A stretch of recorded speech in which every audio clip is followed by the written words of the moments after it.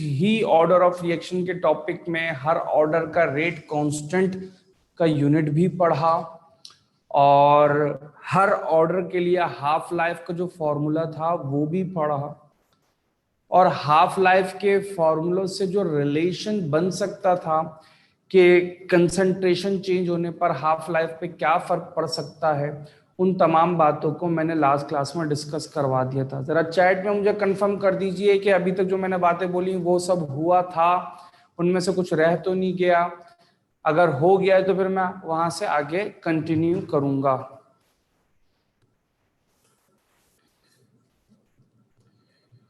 हो गया है, ठीक है। अच्छा, अब एक छोटा सा डिफरेंस डिस्कस कर लेते हैं, उसके बाद आगे के डिस्कशन को करेंगे। हमारी ऑलमोस्ट एक पूरी क्लास ऑर्डर ऑफ रिएक्शन पढ़ने में गुजरी। ऑर्डर ऑफ रिएक्शन के साथ हम डिफरेंस पढ़ते हैं मॉलिक्यूलैरिटी का। मॉलिक्यूलैरिटी का, ठीक है बच्चों। ऑर्डर ऑफ रिएक्शन और मॉलिक्यूलैरिटी पढ़ते हैं, दोनों में फर्क क्या है। सबसे पहला फर्क तो हम डेफिनेशन, यानी जो डिफरेंसेस हमें मालूम होने चाहिए उनमें सबसे पहला डिफरेंस डेफिनेशन का याद रखना। ऑर्डर ऑफ रिएक्शन की डेफिनेशन क्या पढ़ते हैं? ऑर्डर ऑफ रिएक्शन की डेफिनेशन हम पढ़ते हैं कि sum of the exponent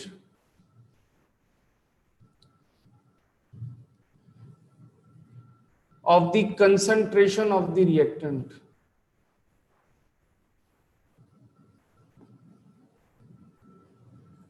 involved in a chemical reaction।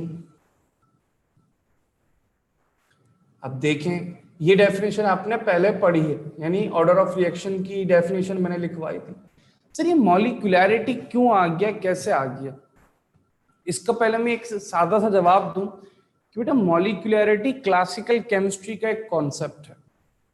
Classical chemistry में मॉलिक्यूलैरिटी का टॉपिक पढ़ा जाता था, लेकिन फिर वक्त गुजरने पर मॉलिक्यूलैरिटी के टॉपिक को पढ़ना बंद कर दिया गया, क्योंकि मॉलिक्यूलैरिटी से हमें सारे सवालों के जवाब नहीं मिल रहे थे। यानी मॉलिक्यूलैरिटी जिन बातों का दावा कर रही थी, यानी मॉलिक्यूलैरिटी में हम जो चीजें डिटरमिन करने का कहते हैं वो हर रिएक्शन में डिटरमिन नहीं हो सकते।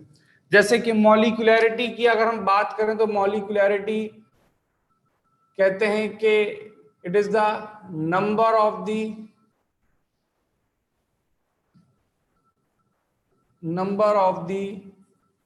reactant molecules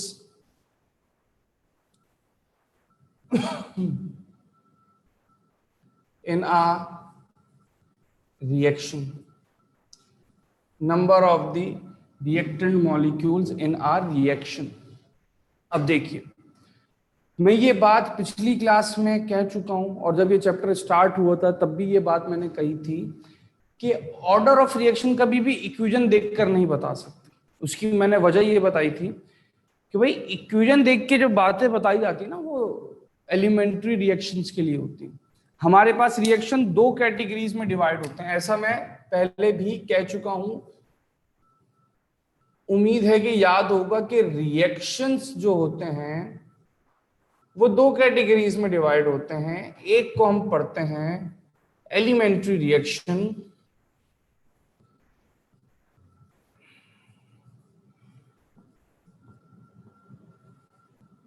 और एक को हम पढ़ते हैं कॉम्प्लेक्स रिएक्शन।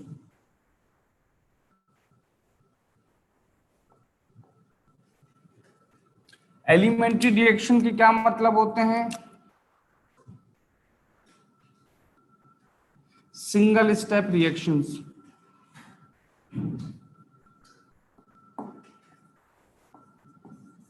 ऐसे रिएक्शंस जो एक ही स्टेप में कंप्लीट हो जाए। अब आप बोलेंगे सर हम तो बहुत सारी रिएक्शन ऐसे पढ़ते हैं जो एक ही स्टेप में कंप्लीट हो जाते हैं। बेटा केमिकल इक्वेशन की बात नहीं हो रही, मैकेनिज्म की बात हो रही। कोई रिएक्शन ऐसा होता है कि जिसमें जो रिएक्टेंट्स मौजूद होते हैं वो स्टेप वाइज मैकेनिज्म में प्रोसीड करते हैं। कुछ में वो एक ही स्टेप में रिएक्शन हो जाता है, किसी में एक से ज्यादा स्टेप होते हैं। जो एक ही स्टेप में कंप्लीट हो जाते हैं वो एलिमेंट्री रिएक्शंस होते हैं। और जिन रिएक्शन का मैकेनिज्म एग्जिस्ट करता है कि पहला स्टेप फिर दूसरा, हो सकता है दूसरे में कंप्लीट हो जाए, लेकिन क्या पता दूसरे का तीसरा चौथा, जितने भी स्टेप्स हैं वो कॉम्प्लेक्स रिएक्शंस होते हैं।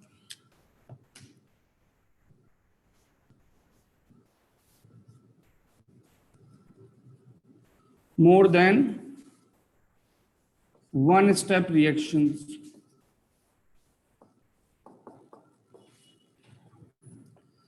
ठीक है, एलिमेंट्री रिएक्शंस मतलब सिंगल स्टेप रिएक्शंस, और कॉम्प्लेक्स रिएक्शंस मतलब more than one step reactions. ठीक है भाई। अब एलिमेंट्री रिएक्शंस और कॉम्प्लेक्स रिएक्शन को यहां पे देखा जाए तो मॉलिक्यूलैरिटी सिर्फ और सिर्फ एलिमेंट्री रिएक्शंस के लिए थी। It is observed only on elementary reactions. अब एलिमेंट्री रिएक्शंस यानी कि एक स्टेप में कंप्लीट हो जाने वाले रिएक्शन, तो एक स्टेप में कंप्लीट होने वाले रिएक्शंस कभी भी 3 से ज्यादा रिएक्टेंट में नहीं होते। ठीक है, और order of reaction complex reactions के लिए होता है, यानी कि कॉम्प्लेक्स एलिमेंट्री दोनों में पढ़ा जा सकता है, इसमें कोई शर्त नहीं है। तो हम कहेंगे कि भाई इट कैन बी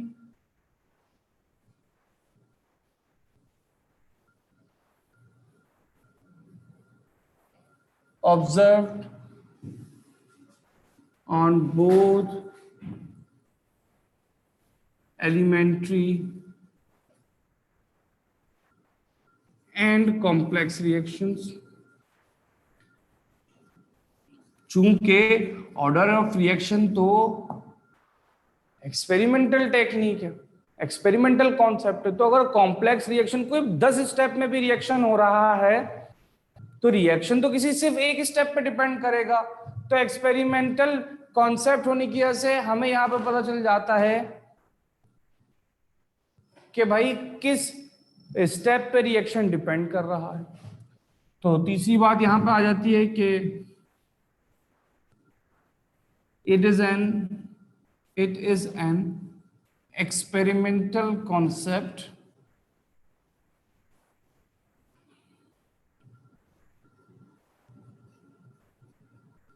और यहां पे बात बनती है कि it is a theoretical concept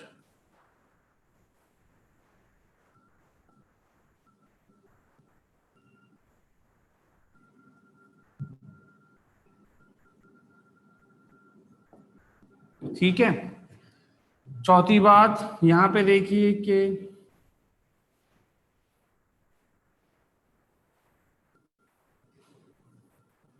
order of reaction can be 0 in fractions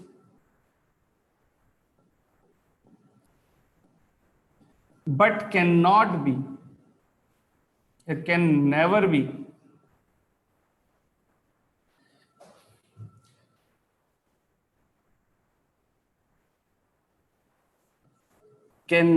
be negative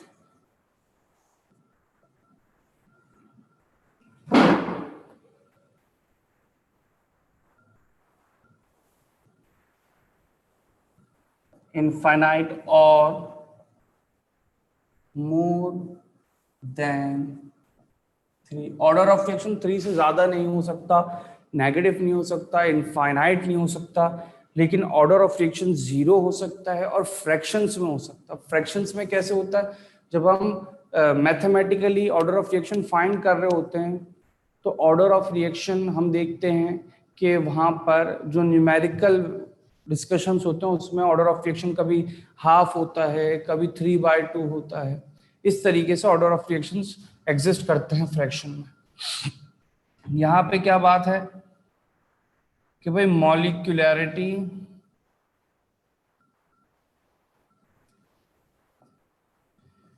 can never be zero in fractions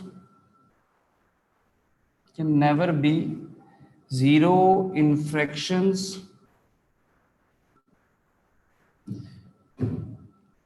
negative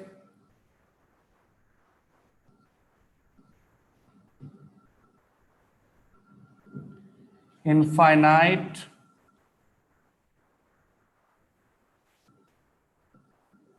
or more than 3। मॉलिक्यूलैरिटी ना जीरो हो सकती है, क्योंकि मॉलिक्यूलैरिटी का मतलब क्या, अब देखें पहले पॉइंट पर वापस आए। मॉलिक्यूलैरिटी का मतलब है number of reactant molecules in a reaction. एक रिएक्शन में कितने रिएक्टेंट मॉलिक्यूल्स हैं। तो भाई जीरो मॉलिक्यूल्स कभी नहीं हो सकते, फ्रैक्शन में मॉलिक्यूल्स कभी नहीं हो सकते, नेगेटिव तो मॉलिक्यूल्स हो ही नहीं सकते, इनफाइनाइट नहीं हो सकते, और 3 से ज्यादा नहीं हो सकते। 3 से ज्यादा ना होने की वजह क्या होती है कि 3 के बाद कॉलिजन में मसला होता है। वो अभी मैं ये बात बता दूं, फिर इसके बाद आपको बताऊंगा यूनिमॉलिक्यूलर, बायोमॉलिक्यूलर, टर्मॉलिक्यूलर, और बताऊंगा कि भाई कॉलिजन की क्या क्या ओरिएंटेशंस हो सकती हैं। ठीक है, ठीक है, ये बात क्लियर हो गई यहां तक सबको।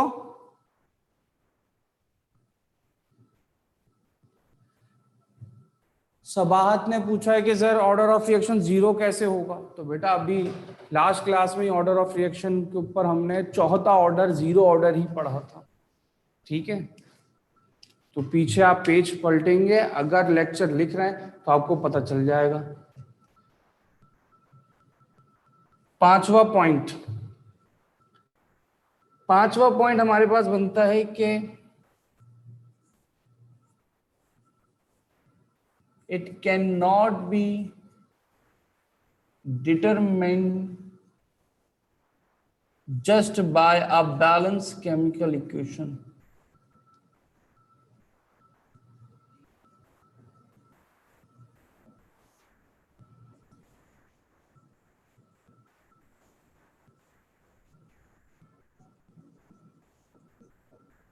just by a balanced chemical equation। Order of reaction को बैलेंस केमिकल इक्वेशन से नहीं निकाल सकते, क्योंकि ये एक एक्सपेरिमेंटल कॉन्सेप्ट है, और ये एक्सपेरिमेंटल कॉन्सेप्ट एलिमेंट्री और कॉम्प्लेक्स दोनों रिएक्शंस पे पढ़ा जाता है। ठीक है, यहां पर 5th पॉइंट हमारे पास क्या आएगा कि it can be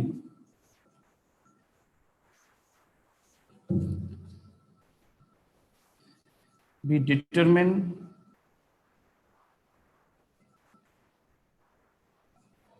just by the help of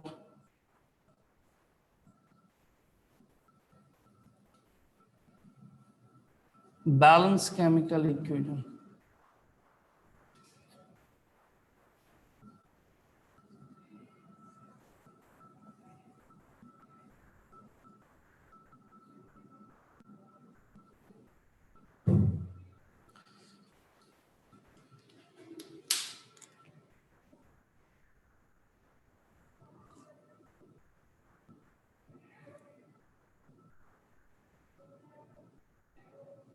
ठीक है भाई, यहां तक कॉपी कीजिए, कॉपी करके बताइए, फिर मैं आगे का डिस्कशन करूं।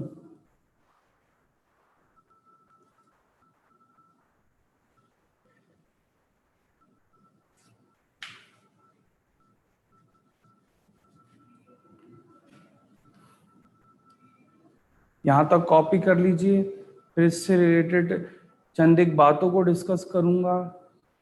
उन बातों को डिस्कस करने के दौरान आप लोगों की में जो कुछ बच्चों को कंफ्यूजन है वो होपफुली क्लियर हो जाएगी।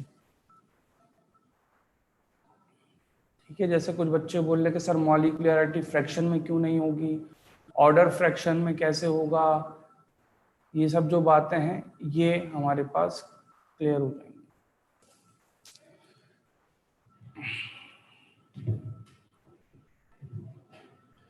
रेस कर रहा हूं, इसको कर दूं रेस इसे मैं। चंद एक बच्चों ने ही अभी तक बोला है कि सर डन, तो इसलिए मैं रुका हुआ हूं।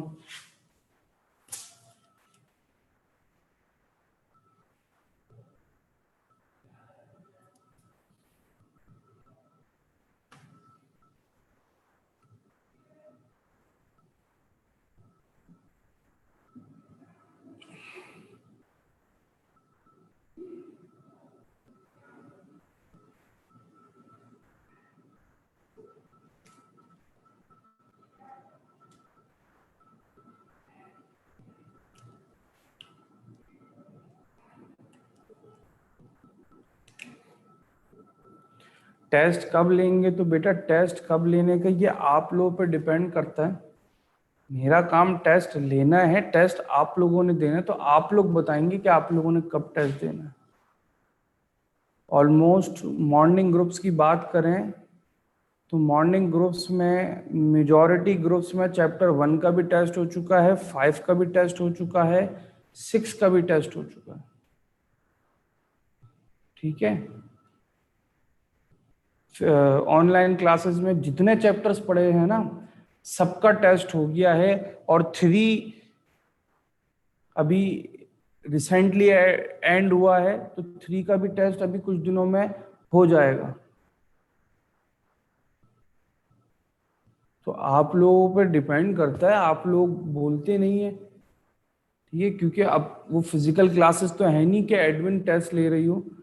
अब हमारी क्लासेस खत्म होती है तो एक टेस्ट होता है कि हमें अपनी क्लास कुर्बान करनी होती है टेस्ट लेने के लिए।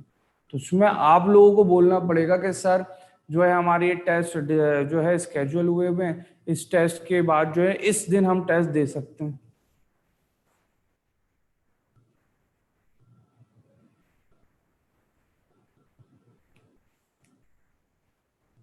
ठीक है, आप लोग बताएं, आप लोगों की क्लास का क्या कोई टाइम टेबल नहीं बना हुआ? हर क्लास में तो एक टाइम टेबल बना हुआ है कि बकायदा पूरा एक स्केड्यूल है, 2-2 हफ्ते का स्केड्यूल दूसरे ग्रुप्स में बच्चों ने बनवाया हुआ है अपने कोऑर्डिनेटर के साथ मिलके। आप लोगों के रूम के कोऑर्डिनेटर मेरे ख्याल से अब्बास भाई हैं।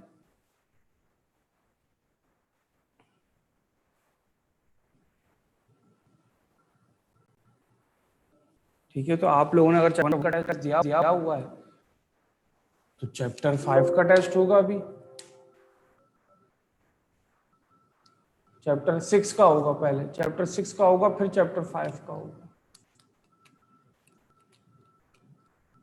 ठीक है,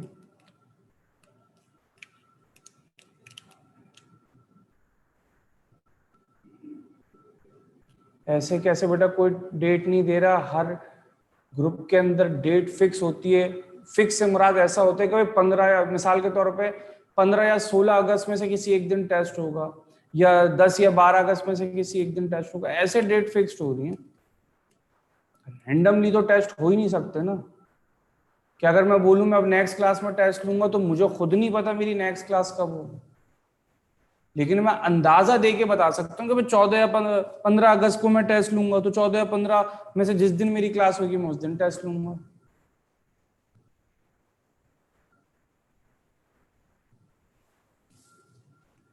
ठीक है, तो ये आप पे जिसे मुनासिर है कि आप लोग जो है अपने मॉडरेटर के साथ, कोऑर्डिनेटर के साथ जो है चैट पे बोलें कि भाई हमारा ये टेस्ट है, ये टेस्ट है, ठीक है, इसमें ये दिन फ्री हैं, आप फला दिन जो है ये टेस्ट रख लें। और फिर बाकायदा जो है एक्सेल पे शीट बन जाएगी कि भाई ये पूरा टेस्ट का स्केड्यूल है।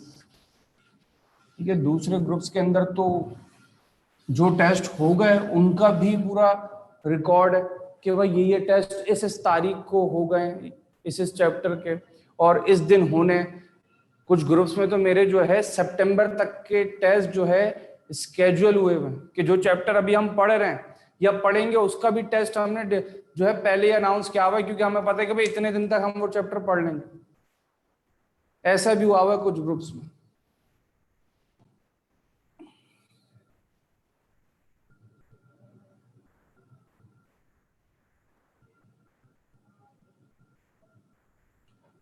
ठीक है, तो ये आप लोग कर लें डिसाइड, मुझे क्या, मेरे तो सारे टेस्ट रेडी हैं, मैं टेस्ट ले लूंगा आप लोगों से।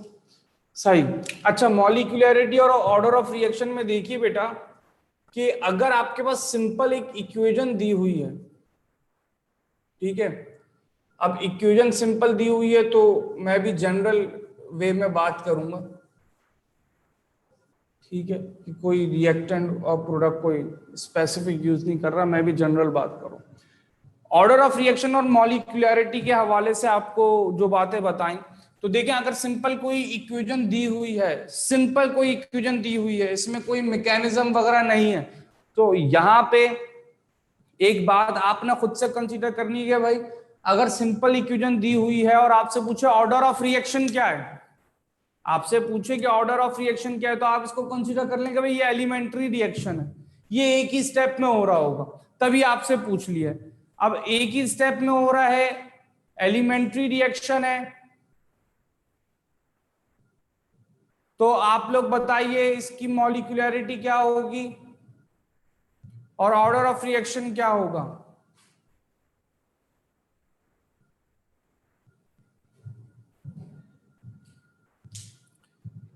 ठीक है, इसमें दो डिफरेंट मॉलिक्यूल्स इन्वॉल्व हो रहे हैं। मॉलिक्यूलरिटी इस रिएक्शन की 2 है, दो मॉलिक्यूल्स हैं, और ऑर्डर ऑफ रिएक्शन भी 2 होगा क्योंकि सम ऑफ एक्सपोनेंट 2 है। ठीक है, इसी तरीके से देखिए यहां पर एक रिएक्टेंट है और वो एक ही प्रोडक्ट बना रहा है, यहां पे मॉलिक्यूलरिटी क्या होगी,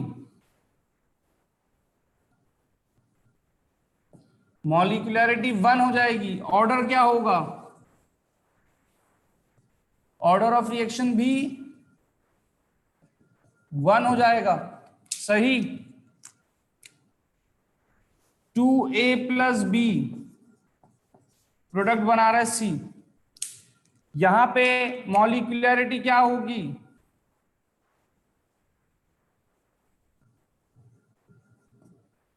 दो A और एक B इन्वॉल्व है, मॉलिक्यूलरिटी 3 होगी। और order of reaction sum of exponent से बनेगा, तो ऑर्डर ऑफ रिएक्शन भी 3 हो जाएगा। यहां तक तो बात सही चल रही थी, क्योंकि हम सारे रिएक्शंस को एलिमेंट्री रिएक्शन कंसीडर कर रहे हैं, तो हमारे लिए कोई मसले वाली बात नहीं है, हमारे लिए कोई मसले वाली बात नहीं है। मसले वाली बात आएगी कॉम्प्लेक्स रिएक्शंस में। कॉम्प्लेक्स रिएक्शन में फिर आपको थोड़े बहुत हिंट्स आपको दिए जाएंगे। मिसाल के तौर पे आपसे कहा जाएगा कि A in the presence of sunlight B बना रहा है, A in the presence of sunlight B बना रहा है, और आपसे पूछा जाए भाई मॉलिक्यूलरिटी कितनी है, तो भाई मॉलिक्यूलरिटी इस रिएक्शन की क्या होगी, 1 हो जाएगी क्योंकि एक रिएक्टेंट इन्वॉल्व है। और अगर आपसे ऑर्डर ऑफ रिएक्शन पूछा जाए,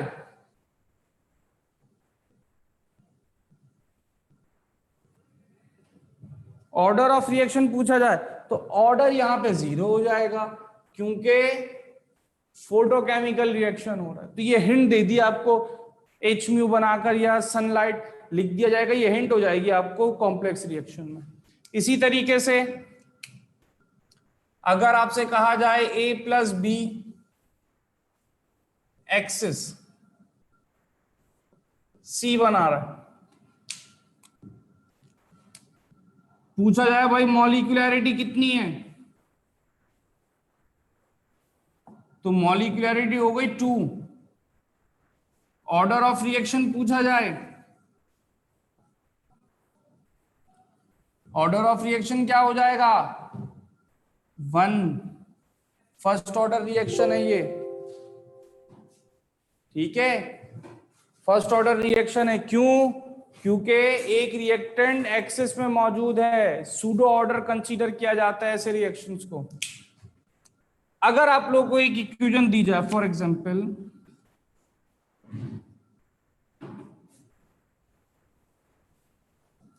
और इसकी रेट एक्सप्रेशन दे दी जाए,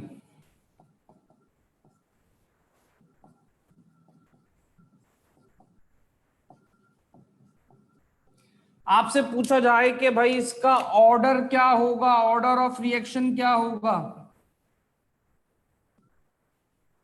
ऑर्डर ऑफ रिएक्शन क्या होगा, तो ऑर्डर ऑफ रिएक्शन के लिए आप सम ऑफ एक्सपोनेंट कर देंगे।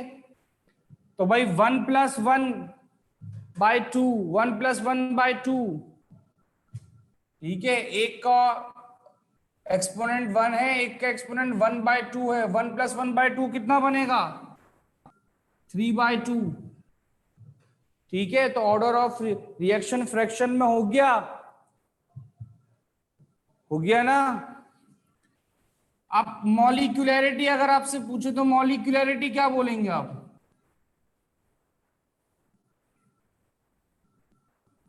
मॉलिक्यूलैरिटी क्या होगी? मॉलिक्यूलैरिटी क्या फ्रैक्शन में हो सकती है? बिल्कुल नहीं हो सकती, हो ही नहीं सकती, क्योंकि कभी कोई आधा मॉलिक्यूल रिएक्शन में पार्टिसिपेट नहीं करता। ठीक है, तो मॉलिक्यूलैरिटी क्या होगी कि एक रिएक्टेंट ये, दूसरा रिएक्टेंट ये, मॉलिक्यूलैरिटी 2 हो गई।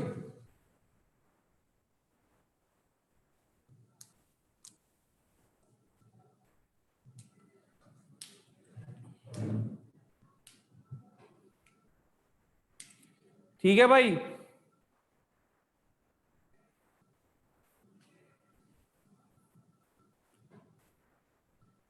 कि ऑर्डर ऑफ रिएक्शन तो आपने सम ऑफ एक्सपोनेंट से निकाल लिया, लेकिन मॉलिक्यूलैरिटी कभी बेटा फ्रैक्शन में नहीं हो सकती।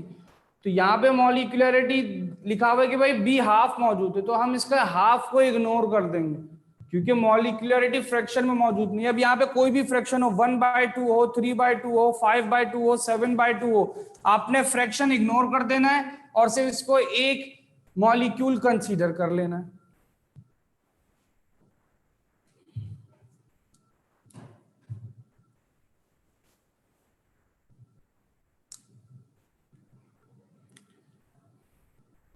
ठीक है भाई,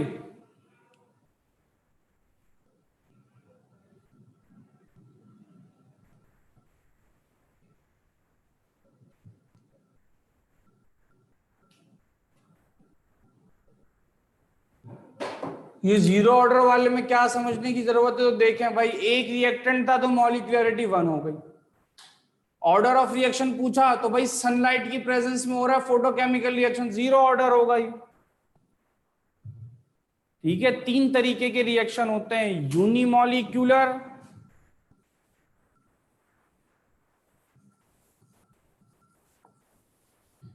बायमॉलिक्यूलर और टरमॉलिक्यूलर।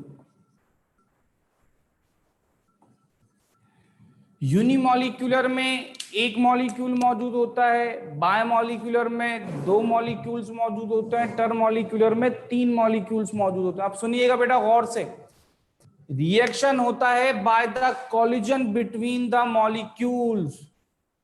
रिएक्शन होता है by the collision between the molecules. Molecules में कॉलिजन होने के लिए मॉलिक्यूल्स आपस में टकराएं, लेकिन टकराए ऐसे कि टकराने के लिए भी जगह हो। मॉलिक्यूल्स आपस में टकराएं भी और टकराने के लिए जगह भी हो। तो इसके लिए सबसे बेस्ट हमारे पास ऑप्शन होता है बायमॉलिक्यूलर, यानी कि सबसे ज्यादा जो सक्सेसफुल रिएक्शंस होते हैं वो बायमॉलिक्यूलर रिएक्शंस होते हैं, क्योंकि यहां पे नंबर ऑफ मॉलिक्यूल्स ज्यादा भी होते हैं कंपैरेटिवली, लेकिन स्पेस भी होता है कॉलिजन करने के लिए। प्रॉपर ओरिएंटेशन में कॉलिजन करने के लिए स्पेस भी होता है।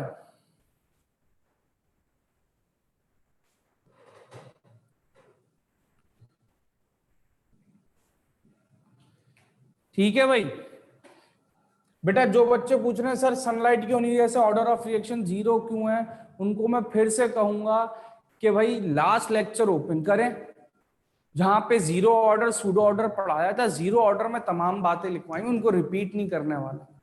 पुरानी क्लास का मटेरियल है, ऐसे ना पूछें कि पढ़ाया नहीं।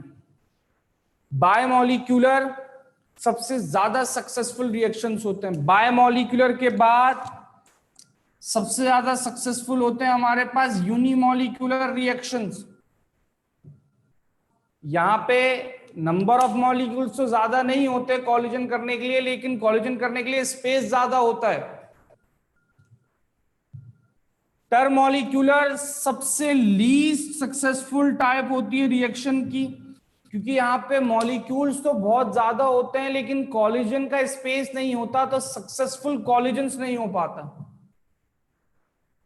जिसे बोलते हैं कि प्रॉपर ओरिएंटेशन। ठीक है, सक्सेसफुल कॉलिजन नहीं हो पाते, कॉलिजन इन प्रॉपर ओरिएंटेशन टरमॉलिक्यूलर में बहुत मुश्किल होता है। तो सबसे जो लीस्ट सक्सेसफुल रिएक्शंस होते हैं वो टरमॉलिक्यूलर रिएक्शन होता है। और टरमॉलिक्यूलर से आगे अगर देखा जाए तो ये 4 मॉलिक्यूल 5 मॉलिक्यूल, तो वहां पे तो कॉलिजन का ओरिएंटेशन बिल्कुल भी नहीं बनता। तो इसलिए 4 और 5 मॉलिक्यूल्स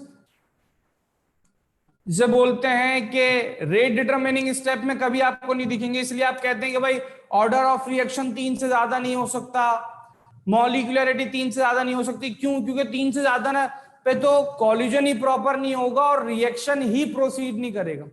ऑर्डर ऑफ रिएक्शन और मॉलिक्यूलरिटी तो उस वक्त पढ़े जाएंगे जब रिएक्शन प्रोसीड होकर कंप्लीट हो जाए। ठीक है भाई।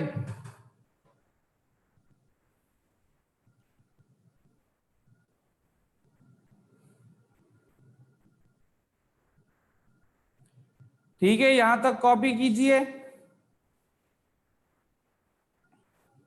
सबसे ज्यादा सक्सेसफुल बायमॉलिक्यूलर रिएक्शंस होते हैं, यानी कि 2 मॉलिक्यूल्स का रिएक्शन में मौजूद होना is the indication of the perfect collision. उसके बाद सक्सेसफुल होते हैं यूनिमॉलिक्यूलर रिएक्शन, यानी कि ऐसे रिएक्शन जो सिर्फ एक मॉलिक्यूल की वजह से हो रहे होते हैं। एक मॉलिक्यूल एक रिएक्टेंट प्रोडक्ट में कन्वर्ट हो। ठीक है, बायोमॉलिक्यूलर में क्या होता है, 2 डिफरेंट रिएक्टेंट मॉलिक्यूल्स आपस में रिएक्ट करते हैं। यूनिमॉलिक्यूलर में एक ही रिएक्टेंट होता है। टर्मोलिक्यूलर में 3 डिफरेंट रिएक्टेंट्स मौजूद होते हैं। ठीक है, यहां पे ये बात खत्म हुई।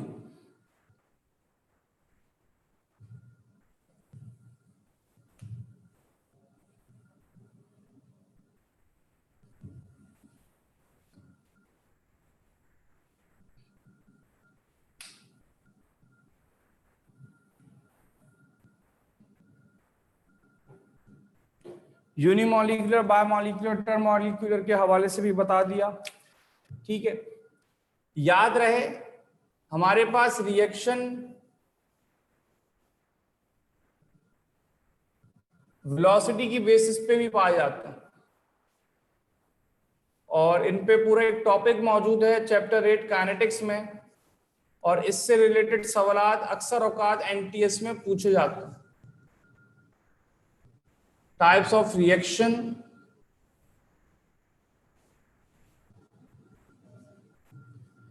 Based on velocity. ठीक है, सिंपल सी बात है, 2-3 लाइन का ये टॉपिक है टाइप्स ऑफ रिएक्शन का, यूं खत्म हो जाएगा फटाफट। Types of reaction based on velocity देखें तो रिएक्शन 3 टाइप्स के होते हैं। Fast reactions,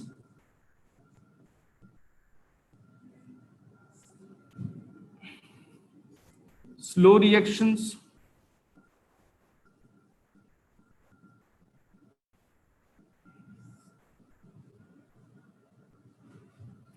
and number 3 moderate reactions.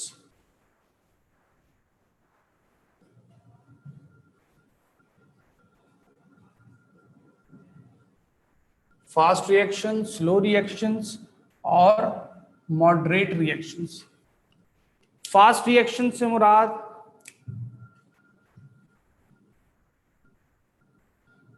कि बहुत शॉर्ट टाइम स्पेन होता है इनका,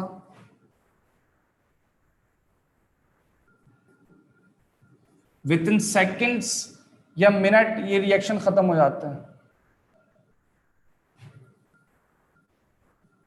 कंप्लीट विद इन सेकेंड्स और मिनट्स।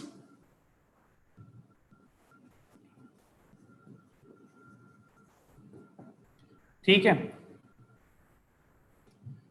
इसी तरीके से एक और बात क्या पढ़ने को मिलती है फास्ट रिएक्शंस में। फास्ट रिएक्शंस उन रिएक्शंस को बोलते हैं जिनमें लो एक्टिवेशन एनर्जी होती है। एक्टिवेशन एनर्जी क्या, ये हमारा नेक्स्ट टॉपिक है, तो परेशान नहीं होना। वैसे तो जानते हैं एक्टिवेशन एनर्जी क्या होती है, लेकिन यहाँ पे अभी हमने चैप्टर में नहीं पढ़ी, तो यहाँ भी हम आगे पढ़ेंगे कि भाई लो एक्टिवेशन एनर्जी होती है। फास्ट रिएक्शन, लो एक्टिवेशन, सही। एग्जाम्पल्स की बात करें अगर फास्ट रिएक्शंस में, तो ऑल दी आयनिक रिएक्शंस,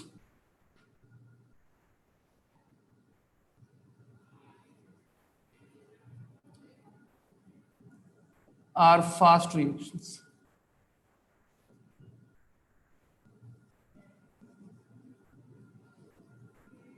ठीक है, तमाम रिएक्शंस जिनमें आयंस इन्वॉल्व हो रहे होते हैं, दो आयंस के दरमियान रिएक्शन होता है, वो तमाम रिएक्शंस फास्ट रिएक्शंस होते हैं।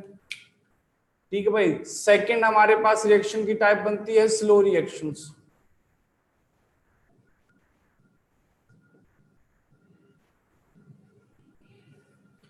स्लो रिएक्शन का टाइम बहुत ज्यादा होता है,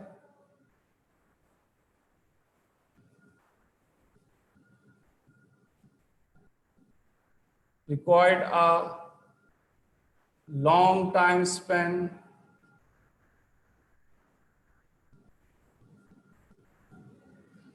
ठीक है, complete in months or years। कभी कभार महीने और कभी कभार तो सालों लग जाते हैं स्लो रिएक्शंस को कंप्लीट होने में। ठीक है, बहुत ज्यादा हाई एक्टिवेशन एनर्जी होती है स्लो रिएक्शंस की।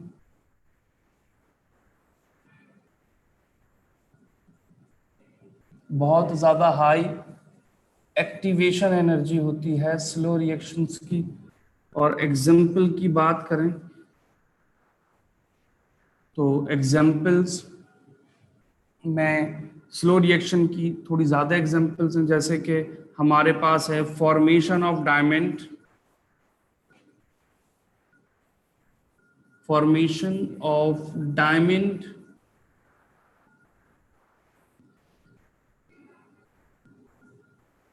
From coal in earth crust. ठीक है, दूसरी बात, दूसरी एग्जाम्पल क्या है, रस्टिंग ऑफ आयरन। ये एग्जाम्पल्स पूछी जाती हैं पेपर में इस तरीके से कि which of the following is example of slow reaction या फास्ट रिएक्शन, या rusting of iron is the example of reaction fast, slow, moderate. इसलिए एग्जाम्पल साथ साथ मेंशन करते हुए जा रहा हूं। और तीसरा है radio active decay of an element.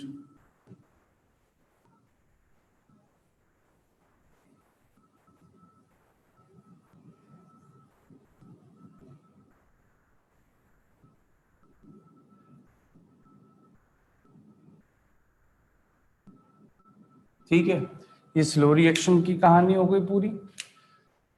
Moderate reaction को देखते हैं। वही 3 पॉइंट्स हैं जिन पे तीनों रिएक्शन को एक्सप्लेन किया जा रहा है, जिनमें से 2 पॉइंट्स तो टाइम के ही हैं। तो यहां पे बनता है कि भाई रिक्वायर्ड अ moderate time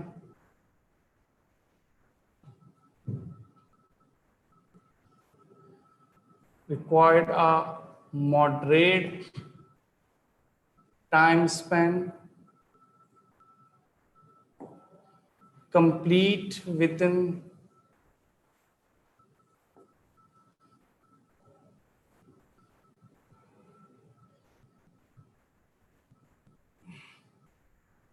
hours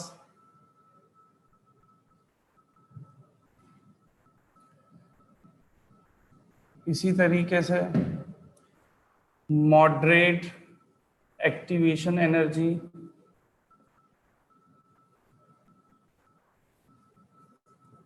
moderate activation energy. और एग्जाम्पल की बात करें कि all the covalent reactions, all the covalent reactions are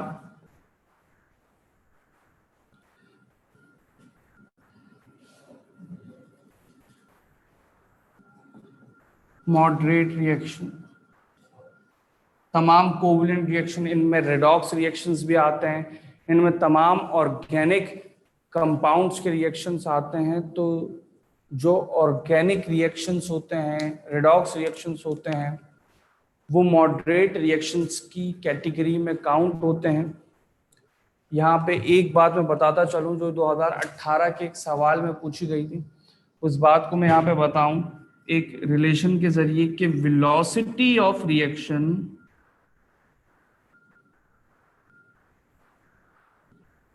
is inversely proportional to activation energy. जो बात वैसे मैंने हर टाइप में साथ साथ मेंशन करी है, लेकिन फिर भी इस रिलेशन से देख लें। 2018 में सवाल आया था कि भाई फास्ट रिएक्शंस की एक्टिवेशन एनर्जी क्या होगी, तो भाई रिएक्शन वेलोसिटी फास्ट है तो एक्टिवेशन एनर्जी कम होगी, वेलोसिटी स्लो है तो एक्टिवेशन एनर्जी हाई होगी, ये मॉडरेट है तो फिर तो बात मॉडरेट पे ही रहेगी। ठीक है, सही। तो यहाँ पे आज की बात को रोकते हैं, इंशाल्लाह नेक्स्ट क्लास में एक्टिवेशन एनर्जी क्या है उसका डिस्कशन करेंगे, और एक्टिवेशन एनर्जी के डिस्कशन के बाद इंशाल्लाह सिर्फ एक टॉपिक रह जाएगा जिसका नाम है factors affecting the rate of reaction. Factors affecting the rate of reaction में टोटल 6 फैक्टर्स हैं, जिनमें से 2 फैक्टर्स पे डिटेल डिस्कशन करना है, बाकी 4 फैक्टर्स पे 2-2 लाइन का डिस्कशन। तो मैक्सिमम 2 या 3 क्लासेस आज के बाद 2 या 3 क्लासेस रिक्वायर्ड होंगी इस चैप्टर को एंड होने में। इंशाल्लाह विद इन अगस्त आपका ये चैप्टर एंड हो जाएगा, और मेरे ख्याल से इस चैप्टर के एंड होने के बाद कुछ ग्रुप्स ऐसे हैं इस रूम में जिनका सिलेबस भी एंड हो जाएगा। ठीक है भाई, फिर हम स्टार्ट करेंगे अपनी प्रैक्टिस क्लासेस।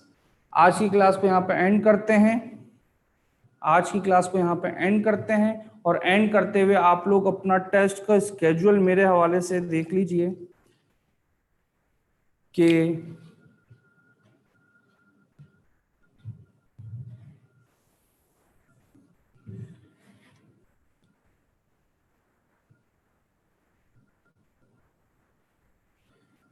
तेईस या 24 अगस्त, जिस दिन में 23 और 24 अगस्त में से जिस दिन मेरी क्लास होगी, चैप्टर 6 फर्स्ट ईयर केमिस्ट्री का टेस्ट होगा। ठीक है, एक ये बात मेंशन कर लीजिए। फिर इसके बाद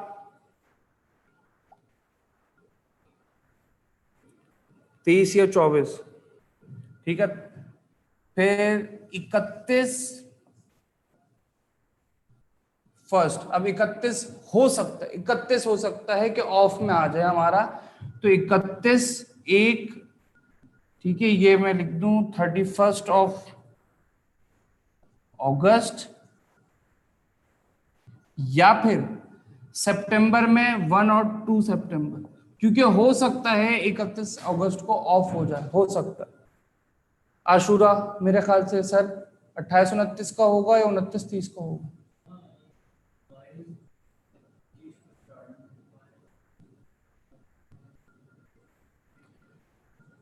तो अगर 31 को हमारी क्लास हो गई, कोचिंग खुला, तो 31 को होगा, नहीं तो फिर वो जाहिर सी बात है 1 और 2 में शिफ्ट हो जाएगा।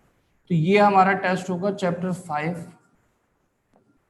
First year chemistry. ये तमाम बच्चे अपने पास मेंशन कर लीजिए।